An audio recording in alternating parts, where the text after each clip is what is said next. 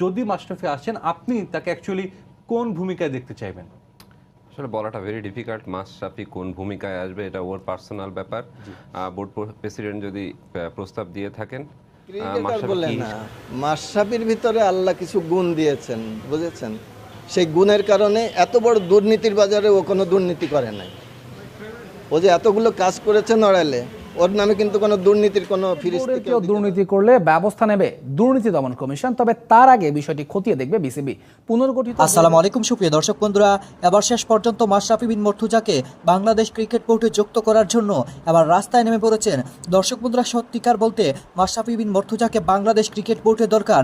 যে কোনো পদে মাশরাফি বিন মর্তুজাকে দিলে বাংলাদেশ ক্রিকেটকে এগিয়ে নেওয়ার অনেক চান্স আছে দর্শক বন্ধুরা। তবে কি শেষ পর্যন্ত এবার বাংলাদেশ ক্রিকেট বোর্ডে যুক্ত হতে যাচ্ছেন এবং সেই সাথে রাজনীতি ছেড়ে বাংলাদেশ ক্রিকেট বোর্ডে কি যুক্ত হতে পারবেন মাশরাফি বিন মর্তুজা? এবার সেই সকল বিষয়গুলোকে কেন্দ্র করে আপনাদের মাঝে বেশ কিছু গুরুত্বপূর্ণ তথ্য তুলে ধরেছি। অন্যদিকে গত বিসিবি সভাপতি থাকা অবস্থায় যারা দুর্নীতি করেছে তাদের বিরুদ্ধে এবার কঠিন পদক্ষেপ নিতে চলেছেন বিসিবি সভাপতি ফারুক আহমেদ। আমি নিজে বিএনপির কিন্তু রাস্তার কর্মী। আমি রাস্তায় মার খেয়েছি, পুলিশের লাথি খেয়েছি। আমার থুতনিরে এখানে লাথি দিয়েছে। আমার এই দুই জয়েন্ট অনেক দিন ধরে খুব খারাপ অবস্থায় ছিল। পুলিশের লাথি, এক লাথিতে আমার এইখানে মারে একটা লাথি। গার্মেন্টস শ্রমিক এই আন্দোলনে, আমাদের যে স্বাধীনতার আন্দোলন, সেকেন্ড স্বাধীনতার আন্দোলন, তাতে শহীদ হয়েছেন। তার পিতা, শোকার্ত পিতা সংক্ষুব্ধ হয়ে একটা মামলা করেছেন। সেই মামলায় অনেকের নামের সাথে ভুলবশত কিনা জানি না সাকিবের নাম এসেছে, কিন্তু সাকিব তখন কানাডায় খেলারত অবস্থায় আছে। তাহলে সাকিব তো আর জড়িত থাকলো না এর সাথে। এই জন্যেই আমি অনেক দিন অপেক্ষা করলাম, দেখি যে আমাদের মতো সাধারণ নাগরিকদের কেউ আসে না। তা আমি আজকে আসলাম, আপনাদের মাধ্যমে জানালাম। ওই শোকার্ত পিতাকে আমি অনুরোধ করব যে আপনি অন্তত সাকিবের নামটা প্রত্যাহার করেন, এটাই আমার চাওয়া। আর দ্বিতীয় চাওয়া হলো, আমরা কেউ যেন ওই দল করার কারণে মাশরাফি এবং সাকিবের সাথে আমরা দেশের কেউ যেন কোনো নেতিবাচক আচরণ তাদের সাথে না করি। এই আন্দোলনে না, আমার হলো 1913 সালে, এই 2013 সালে প্রেস ক্লাবের সামনের থেকে ওই লাথিটা খেয়েছি। এমনি বিএনপির যে কোনো কর্মসূচিতেই আমি যাই। আমি কিন্তু কোনো না, নেতাও না, কিচ্ছুই না। আমি একজন সাধারণ কর্মী, একজন, আর কিচ্ছু না। কিন্তু বিএনপির এসব কাজে যেতাম, কারণ আওয়ামী লীগের কোনো কাজই, এইসব নেতিবাচক কাজ আমার ভালো লাগে না, লাগতো না। একদম ঠিক কথা বলেছেন। কারণ কি, সাকিবের গণ্ডি হলো অনেক বড়, মাশরাফির গণ্ডি অনেক বড়। এরা দল করার কারণে এদের গণ্ডিটা ছোট করে ফেলেছে। এখন ওরা পার্টিকুলার একটা দলের হয়ে গেছে। আসলে তো ওরা দলের না, ওরা সবার, এই দেশের সবার। আমি মনে করি ভুল করেছে, অবশ্যই ভুল করেছে। ভুলের তুলনা নেই, শেষ নাই। দেখবেন, আমি আজকে বলি, কোনো কিছু গ্যারান্টি দিতে নেই, আল্লাহ পাক গ্যারান্টি দেওয়ার মালিক। ওদের ভিতরে আক্ষেপ থাকবে যে আমরা কেন দল করতে গেলাম, দল করতে যে আমরা সবার কাছ থেকে সরে যে কোনো একটা ছোট গণ্ডিতে চলে গেছি। ওদের আক্ষেপ থাকবে। ক্রিকেটার বলে না, মাশরাফির ভিতরে আল্লাহ কিছু গুণ দিয়েছেন, বুঝেছেন? সেই গুণের কারণে এত বড় দুর্নীতির বাজারে ও কোনো দুর্নীতি করে নাই।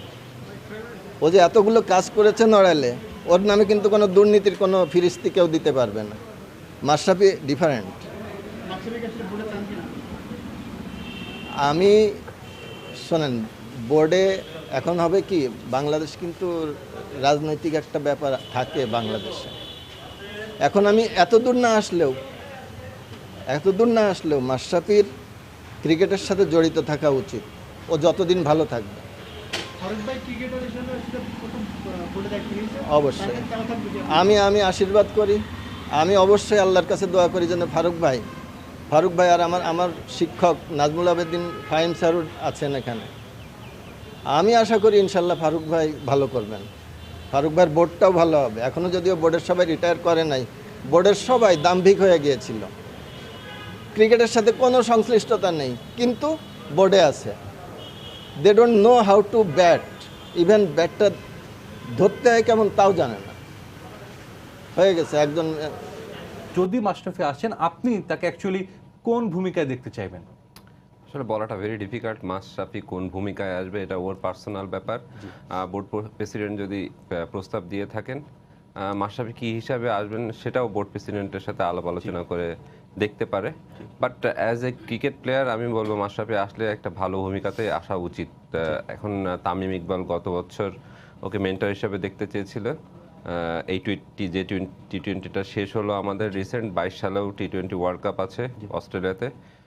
এখানেও দেখতে পারি আমরা ওকে অ্যাজ এ মেন্টর হিসাবে, কিংবা ও যদি থাকতে চায় এখন সময় দিতে পারবে কিনা মাশরাফি, সেটাও দেখার বিষয়। কারণ মাশরাফি শুধু যে ক্রিকেট প্লেয়ার সেটা কিন্তু না, এখন তো এমপি সাহেব, সোপ সেটাও তার বিবেচনা করা উচিত। আর ডেফিনেটলি মাশরাফি যদি আসতে চায় ক্রিকেট বোর্ড মানে যে কোনো জায়গায় সে আসতে পারে অ্যাজ এ মাশরাফি হিসাবে। বাট বলাটা আমার পক্ষে সহজ না যে ও কি হিসাবে কোন ভূমিকাতে আসবে। তামিম ইকবাল কিন্তু বলে দিয়েছেন, আমরা দেখেছিলাম এবছর যে টি20 ওয়ার্ল্ড কাপ হলো সেখানে মহেন্দ্র সিং ধোনিকে আপনার মেন্টর হিসেবে রেখেছিল বিসিসিআই। এরপর থেকে অনেক কথা হয় গণমাধ্যমে, সামাজিক যোগাযোগ মাধ্যমে। তামিম কিন্তু বলেছিলেন যে যদি মাশরাফি রাজি হয় তিনি 23 বিশ্বকাপে, যেটা ভারত হবে, সেখানে তাকে নিয়ে যেতে চান যদি তামিমও অধিনায়ক থাকেন। তো মানে যেহেতু টিম থেকে এরকম একটা কথা বলা হচ্ছে, ডেফিনেটলি সেই রোলটাই কি তাহলে তার জন্য একদম পারফেক্ট হবে? আপনার অ্যাকচুয়ালি কি মনে হয়? তামিম যদি চায়, মাশরাফি যদি রাজি থাকে, তাহলে মেন্টর হিসেবে দেখতে পারে 2023-তে যে ওয়ার্ল্ড কাপটা হতে যাবে সেখানে। আমার মনে হয় মাশরাফি যদি সময় দিতে পারে। দেশের রাজনৈতিক পালাবদলের মিছিলে পাল্টে গেছে ক্রীড়াঙ্গনের সবচেয়ে বড় ফেডারেশন বাংলাদেশ ক্রিকেট বোর্ড। পুনর্গঠিত বিসিবির দায়িত্ব নিয়ে প্রথম সভাও সেরে ফেলেছেন নতুন সভাপতি ফারুক আহমেদ। দীর্ঘ 12 বছর ধরে একই সভাপতির অধীনে থাকা বোর্ডে যে কিছুটা দুর্নীতি হয়েছে তা স্বীকার করেছেন ফারুক আহমেদ। তাই প্রথম বোর্ড সভায় সিদ্ধান্ত হয়েছে সেরা 4টি অডিট ফার্ম থেকে একটিকে বেছে নিয়ে স্বাধীনভাবে বিসিবির সব আর্থিক কর্মকাণ্ডের অডিট করা হবে। আর সেখানে কোনো অনিয়ম ধরা পড়লে নেওয়া হবে কঠোর ব্যবস্থা। এখানেও যদি কোনো কিছু পাওয়া যায়, আমি বলছি না যে he will just get away, but এটা ইনভেস্টিগেশন আগে আসলে সরাসরি না করলে ভালো হয়। মানে এটা আপনাকে আমি রিকোয়েস্ট করছি। বাট এটার জন্য এটা আপনি দেখবেন যে ডেফিনেটলি যদি কিছু হয়, কারণ ইনভেস্টিগেশন যদি কিছু বের হয়, আই এম শিওর। তো দর্শক বন্ধুরা, আপনারা হয়তো পুরো ভিডিও দেখে এবং সেই সাথে এই সকল বিষয়গুলো জেনে অবশ্যই বুঝতে পেরেছেন এবার শেষ পর্যন্ত মাশরাফি বিন মর্তুজাকে বাংলাদেশ ক্রিকেট বোর্ডে অতি প্রয়োজন। কারণ মাশরাফি বিন মর্তুজা শুধুমাত্র রাজনীতি করলেও তার উপর মানুষের অনেক আস্থা আছে। তিনি এত একটা খারাপ রাজনীতি থাকা অবস্থায় অথচ তিনি বাংলাদেশের মানুষের অনেক আস্থার জায়গা হয়েছেন এবং সেই সাথে তিনি তার সততার সাথে কাজ করে গিয়েছেন। তো দর্শক বন্ধুরা, আপনারা কি চান মাশরাফি বিন মর্তুজাকে বাংলাদেশ ক্রিকেট বোর্ডে যুক্ত করে বাংলাদেশ ক্রিকেটকে এগিয়ে নেওয়ার জন্য? অনেক ভালো হবে। এবং সেই সাথে মাশরাফি বিন মর্তুজা কি বাংলাদেশ ক্রিকেট বোর্ডে যুক্ত হতে পারবেন? অবশ্যই কমেন্ট করে জানিয়ে দিবেন। এবং সেই সাথে আসিফ মাহমুদের পক্ষ থেকে যদি কোনো কিছু বার্তা আসে তাহলে হয়তো এটা সঠিক হবে এবং কাজ হতে পারে। তো দর্শক বন্ধুরা, এই বিষয়ে আপনাদেরকে মতামত অবশ্যই কমেন্ট করে জানিয়ে দিবেন। তো দর্শক বন্ধুরা, ভালো থাকুন, সুস্থ থাকুন, আল্লাহ হাফিজ।